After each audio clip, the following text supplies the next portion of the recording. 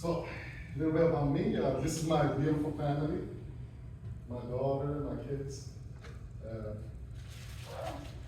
I live in Ocala, the horse capital of the world. So, so if you see me a little bit sleepy and stuff, it's because of the drive. And last night I couldn't sleep because of this. Excited to be here. But just a fun fact. I'm also a certified mixologist. For the city of Waterbury, Connecticut. Believe it or not, the city of Waterbury, Connecticut gave me a certification and that stuff. So if you need a cat, you got it. So my journey started in Connecticut in tech services in Silas Johnson Library, working in technical. The technical part was pretty much getting the collection of books in top shape, fixing stuff. And the computer, the do decimal system, and so on. Then while working on the IT, while being there, I went through travel and tourism, got a career in travel and tourism. Then I started working on the IT industry. I discovered my passion for coding. And then thanks to Google and some scholarship Google offered me, I was able to start my career. And I dove into software development and never looked back.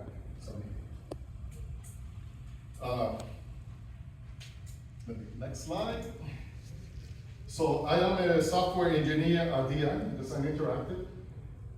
We build training solutions for enhanced XR technology, AR, VR. So we get to play with HoloLenses and Oculus. I'm also a GDG Central Florida organizer for here for Orlando. So we're Google Development Group organizing. We host a yearly local conference called DevFest, which is very similar to the CodeCamp. We get a number of speakers and if you guys would like to keep in touch with that stuff or join our group, feel free to scan the QR code right there, and that will get you to the events page that we have, and also a way to join. So you can learn about us and everybody else. Next slide.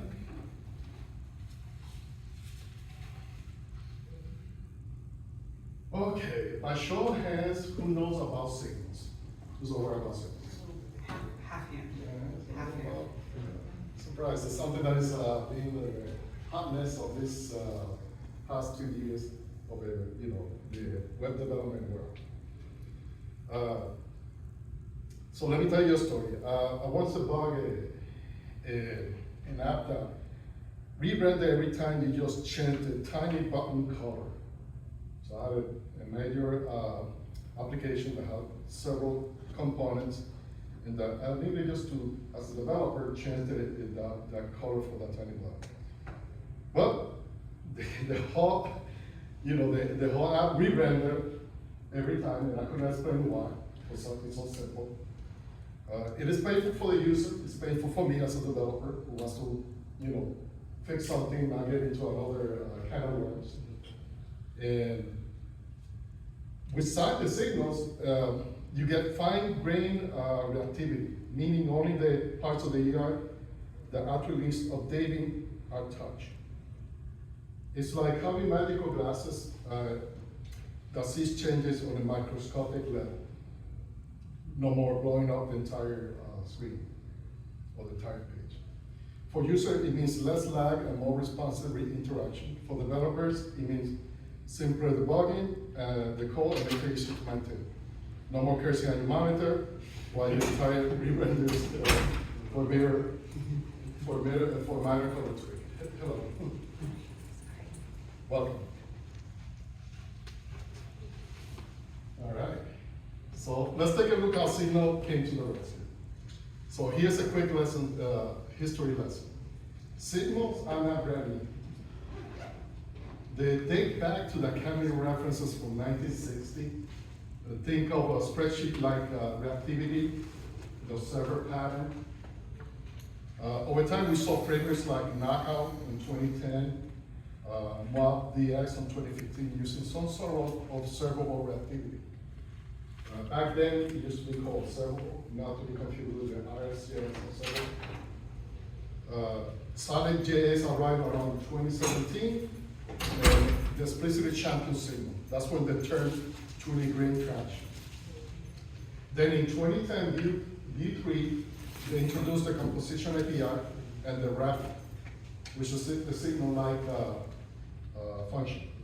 And now in 2023, we have officially Angular adopting signals, and then we got spell adapting runes, which is a signal API, and then bringing Reactivity to all the major frameworks you see out there.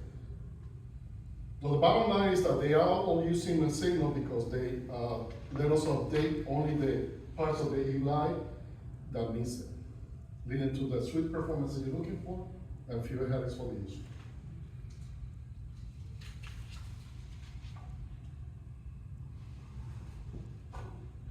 Okay. If you have built a core .NET Core backend and use Angular or React in the front end, you've probably seen those big, bulky renders. Our community loves performance and reliability, and Simon helps us to skip that scanning the entire app for a change. That can be a game changer in the real world or enterprise apps. Traditional frameworks sometimes do broad top-down renders. Imagine this app with thousands of components for large apps. It could be a performance if everything gets re-rendered, you got 1,000 components. It will be slow for the customer, and it'd be a headache for you to debug that. So it's kind of like updating a single cell in a giant script rather than recalculating the entire workload. Typically, when a property changes or HTTP response comes in, the framework starts at the top of the component tree, comparing everything in the DOM. This approach can be costly because the change detection runs frequently, even for minor interactions like clicking a button. Same way it works on the VDOM, on the React, and Angular using the Sun.js. Instead of re-rendering the entire UI, whenever state changes, Signals updates only that specific part of the UI that depends on that state. The result, better performance overhead, and smoother user experience.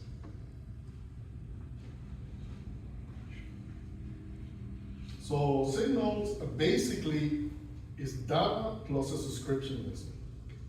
When the data changes, each subscriber that relies on it gets pinged, hey, we render, but nothing else updated. It's like having a postal worker who delivers mail only to that specific address,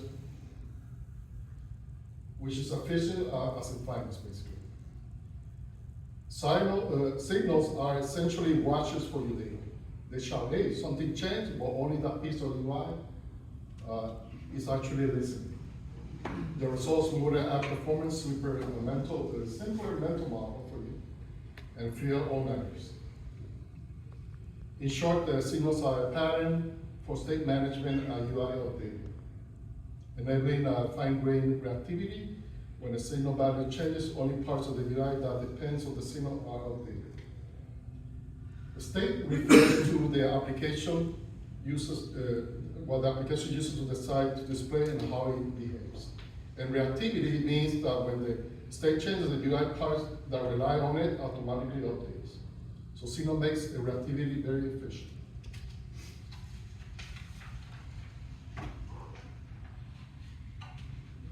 So if you're not wondering why these frameworks are jumping onto the Signal bandwagon, here's why. Users get speedier interaction, developer faces fewer headaches, and the code stays more organized.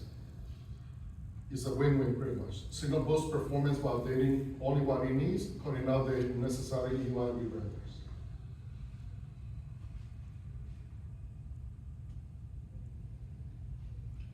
Okay, fine-grained reactivity relies on only lightweight primitives. Think of them like promises, small constructs, not just string or numbers. As its core, we have Signal. They're also known as atoms, refs, or observables. reactive values with getter and setters, and synchronous state. The focus on the synchronous state, unlike RxJS, pardon me, or several which handle stream and async events.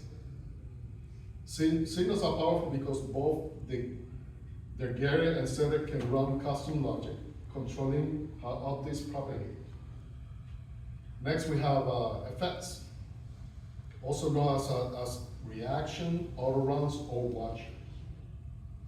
These are functions that automatically rerun whenever the signal they read changes. Signals needs a getter so they can track all the dependency the moment they access. A signal can hold data, and an effect can do anything in response.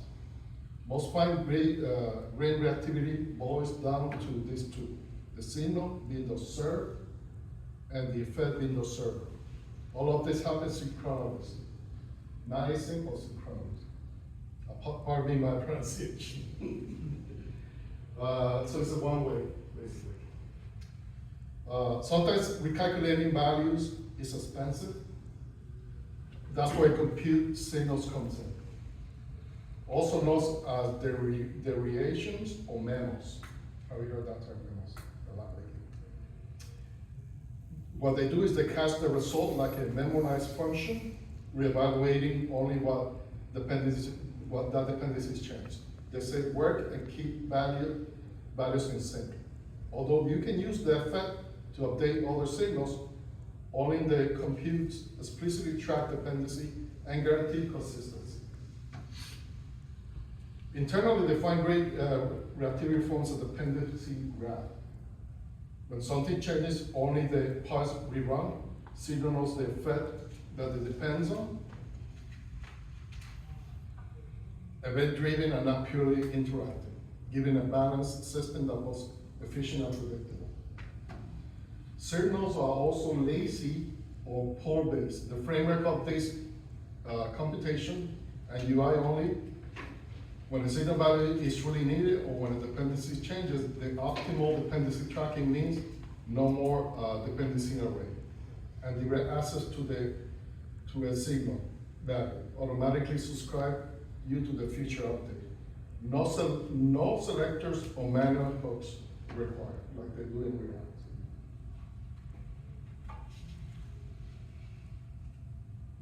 So here's a breakdown of the core reactivity concepts of it. So let's zoom in for a moment here. Every major JavaScript framework with reactivity shares these three fundamental pieces that you see here: the observable state, the computer state, and the side effects. First, the observable state, they are your signals or reactive variables that host the data and notify the dependents. Second, the computer values, which are the derivative from the state. Think of it automatically updating the total on a shopping cart. It does a calculation and updates the total for you. And then finally, the side effect, or the watcher, which runs whenever the state changes but don't return a value. For example, updating the DOM, setting analytics, or kicking off an animation. Angular uses signals as intended. Vue uses ref. Svelte uses the $sign in a block. React uses hooks. All revolve around these three building blocks.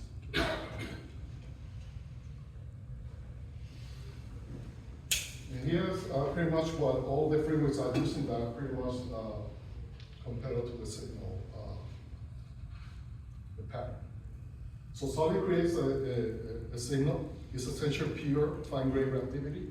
You don't need dependency arrays. It automatically tracks whenever signal you read inside the creator effect. That's why solid apps often feel extremely fast. Then React uses state, uses memo, and uses effect. They're conceptually similar, but React doesn't do offer true auto tracking. You have to specify the dependency manually in an array, which can sometimes lead to miss or extra re-renders if you get to incorrectly apply it.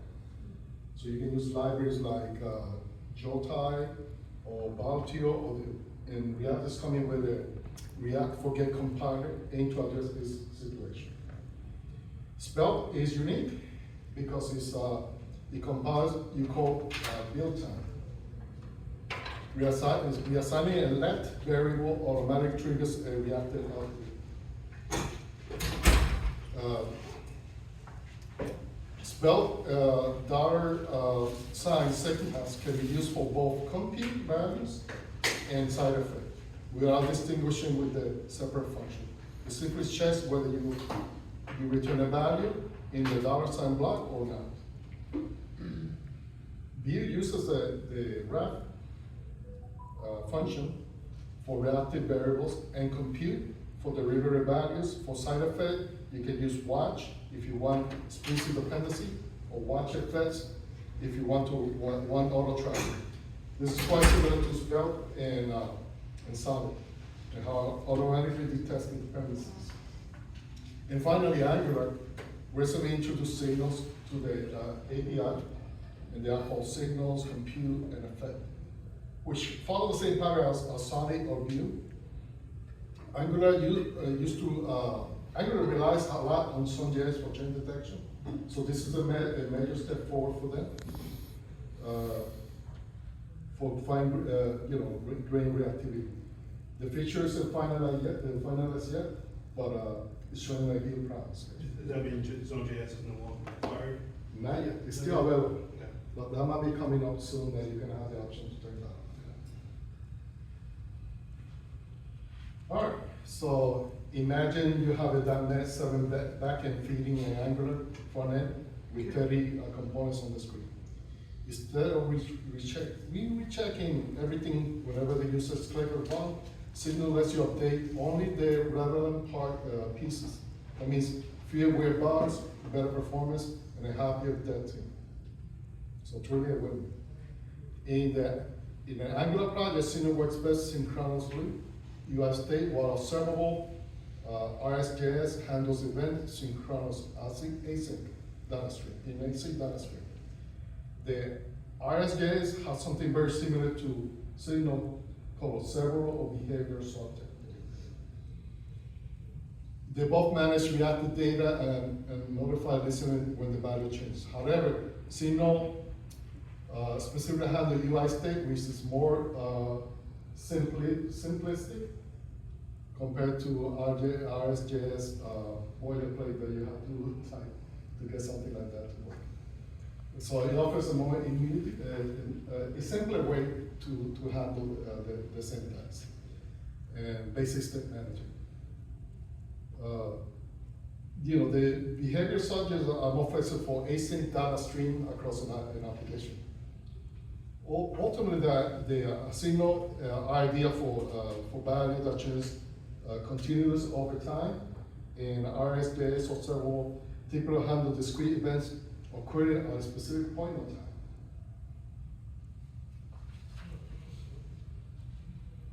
All right, so I'll show you a demo of a basic Signal implementation. You can actually do yourself on a basically JavaScript file and some HTML. And I'll show you the Angular rendering demo that shows the problem with Sun.js and how Signal addresses that. So let me switch over.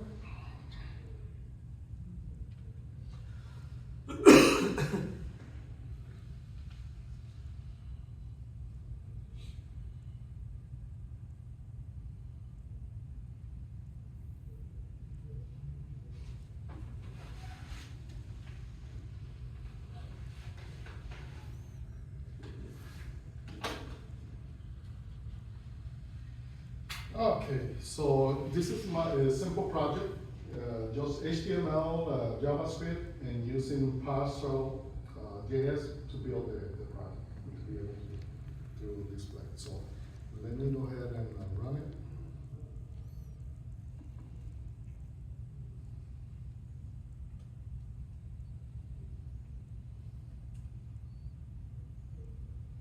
Can you guys see the screen? Yeah, yes.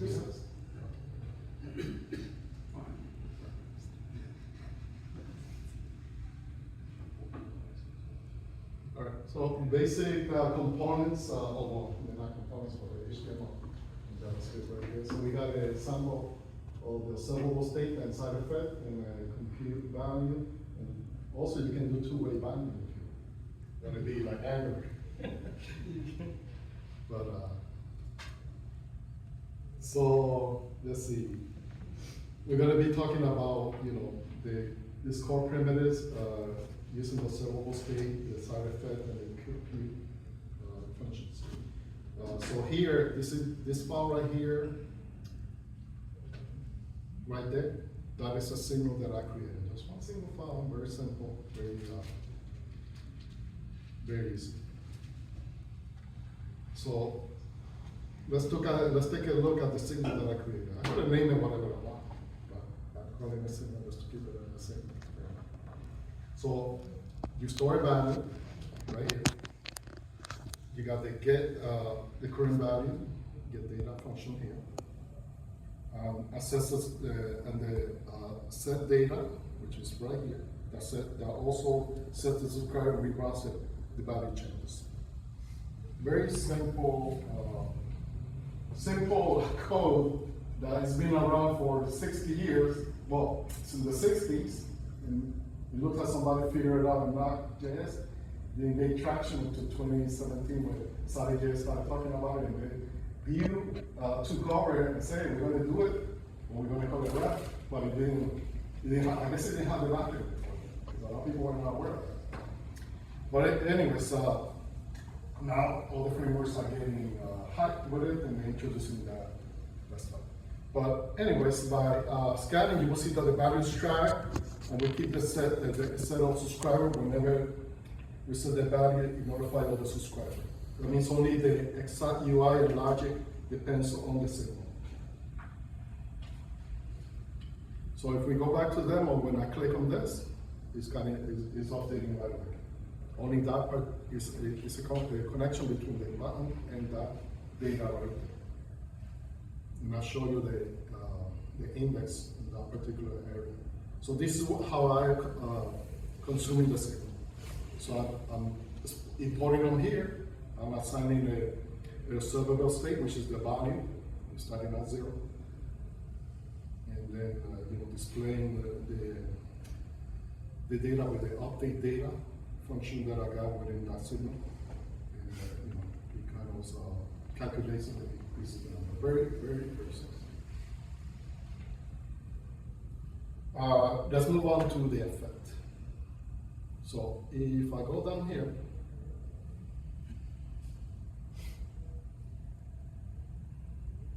this right here is my effect, basically. It handles the side effects. The effect function takes a callback that automatically reruns when the signal reads from changes in the code. You will see that I have a global variable right here, current running effects, and basically that tracks the current executed effect for dependency tracking in the signal system. But with the effect, we rerun the signal, it reads the changes in the code. You will see that it keeps a global variable, which is that one that I showed you, and tracks the effect inactive. So Sender knows who to subscribe. Essentially, it's your effect. Your effect needs a signal. That effect is not a subscriber, and whenever the signal updates, the effect reruns. This is how we link the signal to the logic that updates the data and log messages or whatever you're going to use it for. So,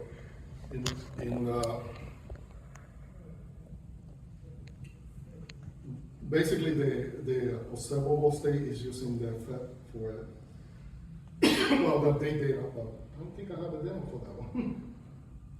But anyways, we'll move on to the computer. And the computer is using the effect to do the two-way binding. So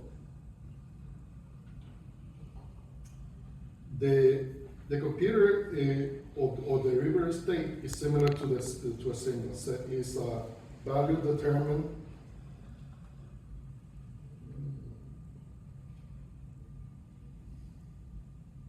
So it creates a computer signal that automatically updates when the dependencies changes. It's similar to a signal. values is determined by the compute function. Whenever a signal inside the compute function changes, we reevaluate the compute value. By design is read-only. So we only expose a way to get the compute value, not set it directly. This is how we keep everything in sync with our manual triggers. And basically, if I were to update my quantity, it automatically updates my total right here. And now out of code, if you look at the index.js, this is the computer code for that part of the UI. So I got the observable state for the price and the quantities and all of the observable state. Then we use the computer function to calculate or multiply the quantity and the price, and then we use a side effect to display the content in the UI. Very simple. Very simple stuff. Then two-way binding is accomplished by using empty string, and we are using signal to observe that particular empty string. Then we use a side effect to connect to the UI, and using an event listener, we keep track of what gets typed in it, and then it updates the UI automatically. So we can put here.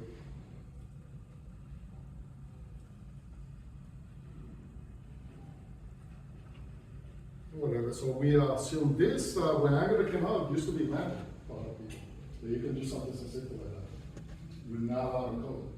Now, it's less code and you can ship the same thing. But Angular is not going to go away from ng model, that's what they use. They call it banana in a box. They have some feature within the framework that uses the ng model. It's optimization that they haven't decided to do that. Well, they introduced signal models, which lets you communicate between different components that are not related, that are doing a parent-child relationship. So that's exciting. So you can do a two-way binding across different components without re-rendering the whole application. And let's see.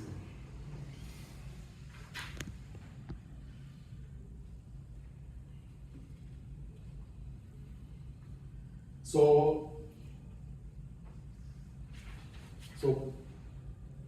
to recap, basically we show you the observable state side effect, how powerful it is, the computer signal. We rely on the current running effect for the global variable to know which effect is reading which signal. This is exactly how many frameworks are doing it, implemented great reactivity. Under the hood, update only what's needed, skip the overhead. That's the essential about the signal system. So if you want to go into the source, core source of Angular or some of these frameworks, you're going to see something kind of similar to this.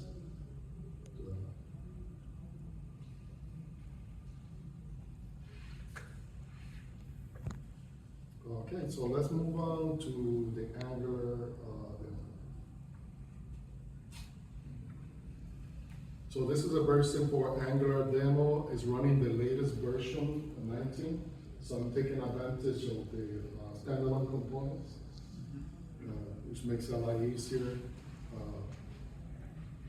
to do things. So let me very quick.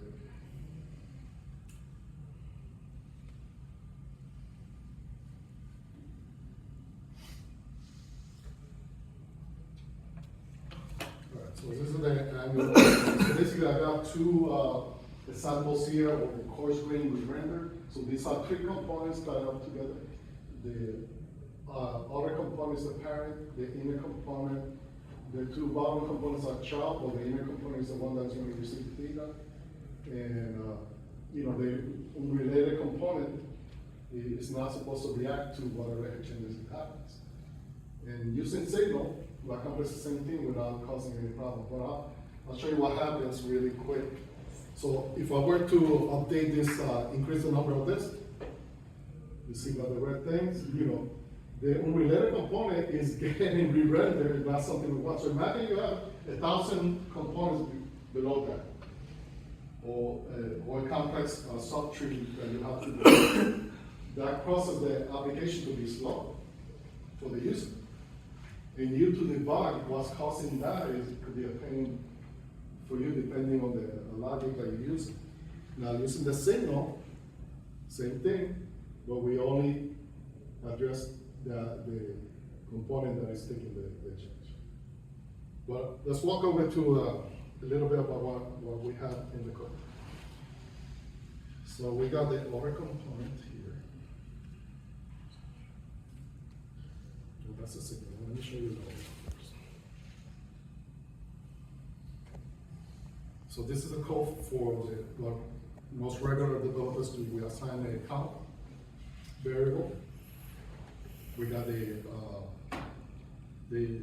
template right here. The inner count is receiving the count number. Now this end check is basically set up there to let me know when the Sun.js gets re-rendered. So that way you can highlight those, the particular part of the component. We go to the inner component. You know, I got an end check just to let me know the things I get re-rendered. And it receives the count. And you know, pretty much we update the count on the system. And then the related component here, you know, the only thing we got is the end check in here. And you know, the case track when things are changing, which you know could be a problem. We got a lot of components that figure out why is my related component getting re-rendered? I don't want it to do that. Or the thousands of components that we have.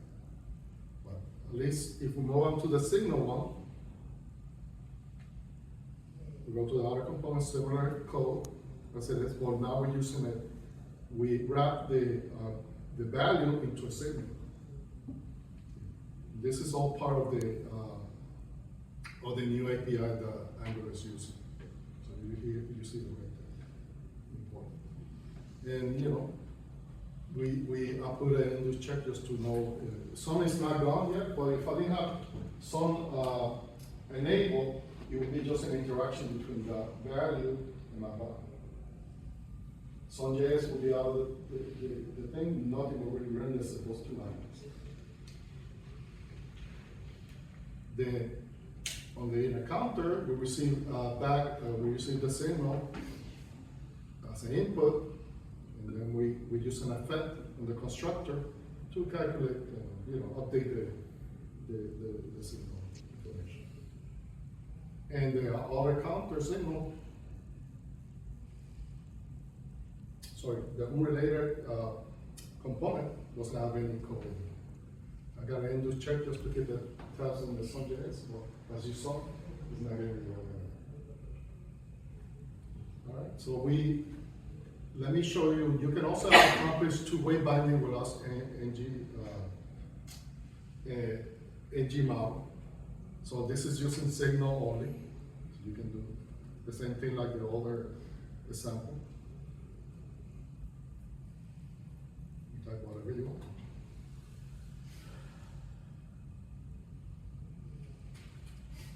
And I'll show you the code for that. It's in here. So this is the code for the two-way binding. So I got a value name tied up to the signal. Let me show you. So I got a signal right here. The value is an empty string. And you know, we update it with this information, the new value right there by calling the input element. So you update the name, it calls it right there, and that's how simple you can achieve a two-way binding. So things might change with Angular, and maybe that might make it. It's already simple enough with ng model. but I'm not sure if they're gonna change that eventually, but most likely they probably will. So as you can see, that's what Signal brings to the table with all these frameworks. So, Javi, can you mind showing the demonstration one more time? sure. I'm not sure if I quite understood what was going on the left-hand side there. So the unrelated one doesn't get red. Yeah, so as you can see, this is. Yeah, that's, yeah, I just noticed. Yeah, thank you. Yeah, I better figure out a better way to display the No. live, but I could have, probably, would have been better if I put more unrelated components below that. But that is simple, it's just, we need communication between that button and the data. That's all we do. Right. So if Sun.js was out of the picture, it would be just the connection between the data and that button. But because Sun.js is still active, that's why it shows here. Okay, thank you. Yeah. So, really great presentation so far. So, a lot of the buy-in for Signals is ultimately end-user performance. Where are the key moments where Signals are showing up in the dev experience? Like I heard, there's Signal-based props. Are there other places? Yeah, you have input and output, also an Angular. My basic implementation is just basic. It doesn't have the bell and whistles of those, team of developers that are developing those frameworks. So they have all their, they have all the features in it to handle memory, to handle cleaning up effects, things like that. So. Okay. But as a regular developer, you do HTML or JavaScript, and you want to create a file really quick with using it, and without using a library, you can accomplish some things. Yeah, I saw in Angular 19 they have a resource signal now, Yeah. which is really cool because traditionally, you would use in Angular like an observable, right? And you're doing an API call, which is asynchronous, right? But observables are synchronous, so it converts when the API returns, it converts into a signal. That's like a synchronous thing, so you don't have to async it or subscribe to it or anything. You just get to Well, that. was not going to go away. It's good to have, especially when it comes to HTTP responses, things that you cannot predict when the data is going to get out. Signal is great for UI connections because you're guaranteed the data. You could still use Signal with Angular 16, correct? Yeah. It started in Angular 16, this project, but I think it was in beta back then. But yeah, started from 16 and now it's, I think on 18 or 17, they released it officially. And they keep putting more features to it. So, yeah. Or if not, you can do your little signal like I did in JavaScript. And add it to it. All right, the future of Signal. Now that you've seen Signal popping in Angular, views, belt, and more, let's talk about the future of it. Right now, there's an early stage TCP proposal aiming to bring Signals natively to JavaScript. If adopted, we might eventually see an official Signal API in the language, so no extra library required. Of course, proposals have a long road, and this one's still in the early phases. But with the frameworks converge on the idea, they might be able to push the community to fast track. So there's a GitHub that shows the updates, so I'll provide that link for you guys so you can keep an eye on that. So this could be a big milestone for a lot of simplified reactive programming for a lot of the frameworks out there, if they move forward. It's going to be like when promises came out, kind of revolutionized a lot of development stuff. Yeah. All right, so here's your mission. Experiment with Signal in a small project. Notice the difference in performance. Share your experiences, blog it, tweet it, or show it in one of our meetups, or any meetup you like. You will be the hero of overcoming all those unnecessary renders. Now let's do some Q&A with you guys. So you state in React, it's just a similar implementation you showed the first demo, just Correct. under a different name. But you have to assign the dependencies already, in a way. That's all. But Preact, which is a fork from the React, is using signals. I have a question. All right, so when I first did some research on signals, I said like, if you can avoid using effects, like avoid using effects, is that true or should we always use like? You don't want to use a lot of computation. With compute, you are guaranteed the data. Okay. You know, it's a cache, and the data is available. But yeah, you can do some computation with effects and stuff, but you know, no guarantees. That's why Okay, they're so not recommended. what would be a reason to not use an effect? Like is there any? Something with complicated logic, you know, in it. Okay. You know, you want to calculate. I mean, for simple, you know, like the counted that I did, you know, that's It's real enough. simple, yeah. Yeah, but if you got data coming in, you know, you want to digest it inside, but you want to guarantee that the data's Okay, so you can't like, say you had an effect, you can't like set another signal within an effect, right? Because that would be like a circular. yeah, it's a good depends. Yeah. Yeah, they don't want to do. That's one reason. Okay. You use compute. Yeah, use computer, Yeah. right? Yeah, that's what we do. Okay. Yeah. I'll tell you, I want to keep going to turn it out. So let's move on. So thank you for joining, everybody, and I give a huge thanks to Orlando, the .NET group for inviting me for hosting this great conference, and to all our sponsors who made it possible. The other reason we got together here.